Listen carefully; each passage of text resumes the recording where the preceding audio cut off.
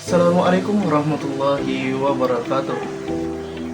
Perkenalkan, nama saya Ahmad Ikram Syawal dengan NIM 240232038 dari Fakultas Tarbiyah Prodi Pendidikan Agama Islam.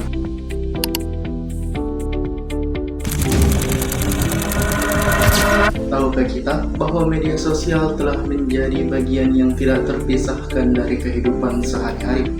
Bahkan menurut laporan digital 2026 dari VR Sosial, Indonesia memiliki sekitar 180 juta pengguna media sosial aktif atau sekitar 62,9% dari total penduduk. Melalui berbagai platform digital, kita dapat berbagi informasi, menyampaikan pendapat, bahkan membangun hubungan dengan orang lain hanya dalam hitungan detik. Namun, kemudahan tersebut juga membawa tantangan seperti penyebaran hoax, ujaran kebencian, perundungan cyber, hingga pelanggaran etika dalam berkomunikasi. Sebagai seorang muslim, aktivitas di media sosial tidak hanya dinilai dari manfaatnya, tetapi juga harus mencerminkan nilai-nilai akhlak ajaran Islam. Oleh karena itu, pada kesempatan kali ini saya akan mempresentasikan materi yang berjudul Etika Bermedia Sosial dalam Islam. Melalui presentasi ini, kita akan memahami bagaimana Islam memberikan pedoman agar penggunaan media sosial menjadi sarana untuk menyebarkan kebaikan, menjaga kehormatan sesama, dan memperoleh keberkahan dalam setiap interaksi digital. Media sosial saat ini sudah menjadi bagian dari kehidupan kita sehari-hari. Hampir setiap orang menggunakannya untuk berkomunikasi, mencari informasi, belajar, bahkan menjalankan usaha. Namun, semakin mudah kita menggunakan media sosial, semakin besar pula tanggung jawab kita dalam menggunakannya dengan baik. Dalam Islam, setiap perkataan dan perbuatan akan dimintai pertanggungjawaban, termasuk apa yang kita tulis dan bagikan di media sosial. Karena itu, sebagai seorang muslim, kita tidak boleh menggunakan media sosial sesuka hati tanpa memikirkan dampaknya bagi orang lain. Etika pertama yang perlu kita terapkan adalah memastikan informasi sebelum menyebarkannya. Jangan langsung percaya atau membagikan berita hanya karena banyak orang yang sudah mengirimkannya.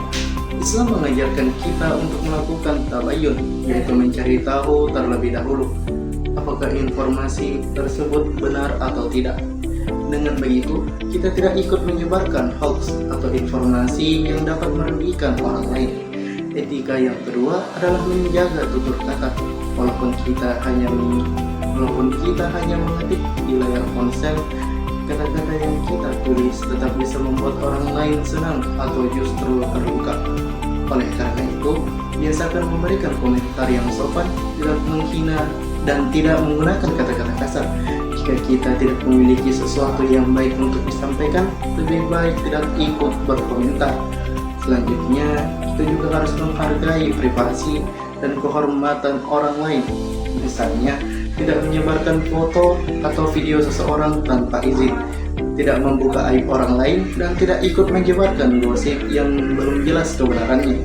Sikap seperti ini merupakan bentuk akhlak yang diajarkan dalam Islam.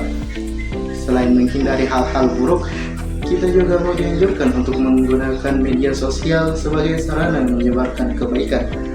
Kita bisa membagikan ilmu yang bermanfaat, mengingatkan teman tentang hal-hal yang baik, berbagi motivasi, atau menyebarkan informasi yang positif. Dengan begitu, media sosial tidak hanya menjadi tempat hiburan, tetapi juga menjadi ladang amal. Terakhir, kita perlu mengingat bahwa setiap unggahan akan meninggalkan jejak digital.